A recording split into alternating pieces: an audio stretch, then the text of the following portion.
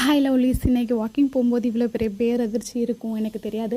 இந்த ஐயா வந்து நாங்கள் நிறைய தடவை பார்த்துருக்கோம். அங்கேயே தான் இருப்பார். கோவிலில் சாப்பாடு போட்டுக்கிட்டு அக்கம் பக்கத்தில் இருக்கவங்க சாப்பாடு கொடுப்பாங்க, வாங்கி சாப்பிட்டுட்ருப்பாரு. தான் மனைவி இறப்புக்கு அப்புறம் மருமக ஏதோ ஒரு வார்த்தை சொல்லிட்டாங்கன்னு கோச்சிட்டு வீட்டில் இருந்து வந்து இங்கே கோயிலில் கொடுக்குற சாப்பாடை சாப்பிட்டுட்டு அவர் வாழ்க்கையை வாழ்ந்துருந்தார். ஆனால் இவர் எப்படிலாம் வாழ்ந்திருப்பார் அப்படிங்கிறத அவர் நாங்கள் நிறைய தடவை பேசியிருக்கும் போது தெரிஞ்சிருக்கோம். இன்றைக்கி அவர் இறந்து யாருமே அவரை பார்க்கல. நாங்கள் கிட்டே போய் ஐயா ஐயான்னு கூப்பிடும்போது எங்களுக்கே சரியான ஷாக். அவர் வாய் ஃபுல்லாக எறும்பு. உடனே விஓக்கு கால் பண்ணி, போலீஸ் கால் பண்ணி, ஆம்புலன்ஸ் டிரைவருக்கெலாம் கால் பண்ணி எல்லோரும் வந்து அவரை தூக்கும்போது செம்மையாக ஃப்ரீஸ் ஆகியிருந்தார்.